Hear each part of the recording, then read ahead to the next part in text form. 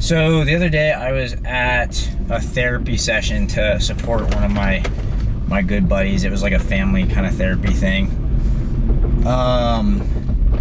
And it was interesting because, like, I don't know, growing up, therapy was never really like, I don't know, it's kind of taboo.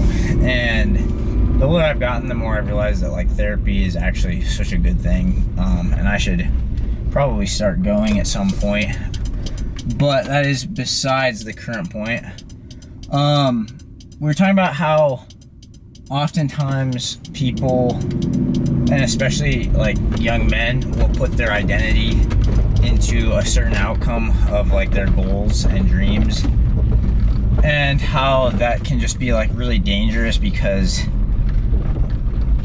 there's either two scenarios. You have a dream, you don't achieve it, and then you're like depressed, or you have a dream, you achieve it, and then you're depressed. So like, and again, I'm not saying that's the only two scenarios, but if you make the goal your identity, then that's kind of what it becomes. But they were saying this, and I was thinking like, man, it just seems like that's such an easy excuse, that's such an easy out to just not have goals and dreams. And I think specifically for men, and I just know for myself, like, it's so hard to have like a goal and to not be all in and like become obsessed with it.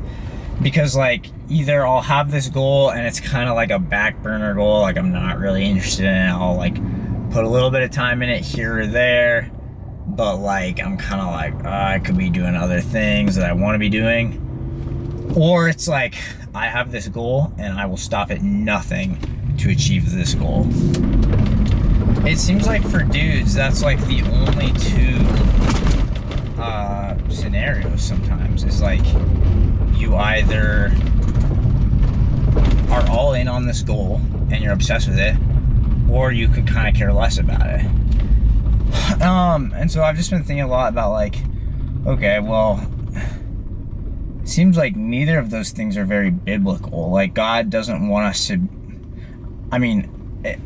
God doesn't want us to idolize goals and make those like our everything. But at the same time, it says to like give it your all when you're pursuing a goal. So I guess that just leaves us in like a weird place where it's like, what should we even have goals as Christians? And I think so. I think it's like really important to have goals.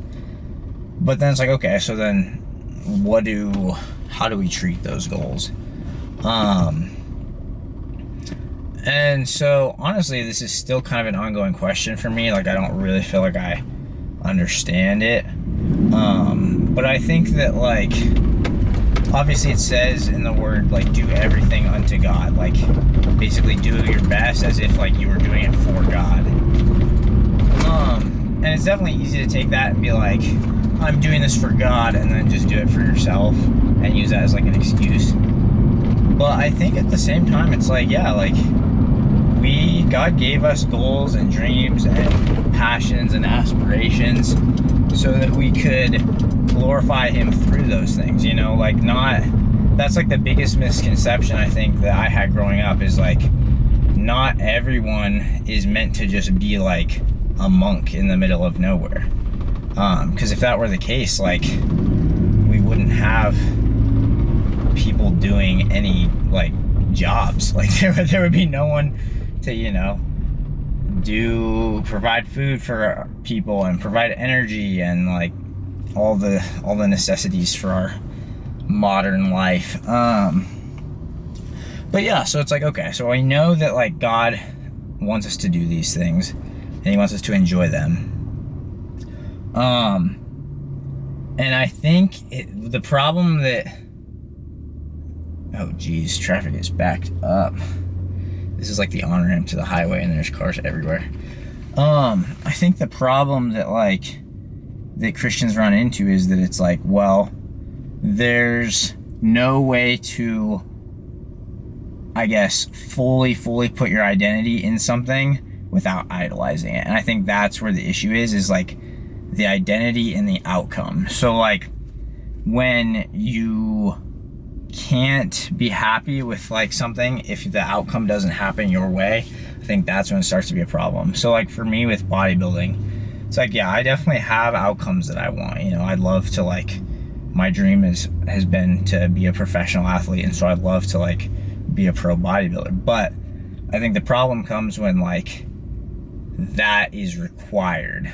And it's I think it's good to have those kinds of end goals, you know, and something to motivate you, like, this is what I want long term, you know, this is like something that I'm chasing after. But yeah, once it starts being like your identity, and it's like you can't be happy if that doesn't come true, then it's like there's no successful outcome for you unless you hit that goal. And then once you do hit that goal, then it's like, now what? Your identity was completely in that. And so I think that just brings back to, like, enjoying the process almost. And it's so, like, cliche, but I really think, like, the more I kind of learn about the world and about, like, people that I respect and that, you know, have it all together, it's like those people are people that love what they're doing. You know, they don't have, like, this set outcome they have to achieve. Like, the people I really respect, they just have this, like, joy and passion for what they're doing. And that is, like, there's nothing that can kind of overshadow that. It's just like I just love doing this, you know. I'm not doing it to prove anything to anyone. I'm not doing it because, you know, I need a certain outcome. I'm just doing it because I love doing this, and God has given me this passion, and I'm able to then, you know, speak life into other people and encourage other people through that passion. And I could name so many people I feel like that. I feel like a good example though is like Tom Platz. I don't know if y'all know who that is, but he never, like, won the Olympia. He was a bodybuilder during the Arnold era, kind of towards the end of Arnold. And he never won the Olympia. He won some pretty big titles, but never won the Olympia. And some people, I think, would say that he deserved to place higher than he did. But he ended up becoming, like, one of the most positive, most encouraging, like, faces of, like, the bodybuilding industry. And he just loved it, you know, and he's like a mentor and a speaker, and I'm sure he's changed so many people's lives, and he's such an inspiration to me. And on the other hand, there was a dude named Mike Mentzer, and he was kind of in the same situation where he was a bodybuilder during the Arnold era.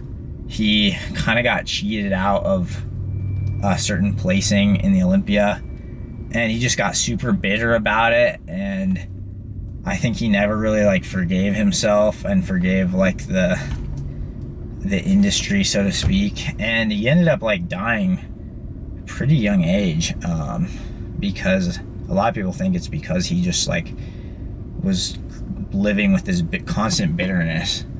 So yeah, I think that's the lesson we can learn from those two lads.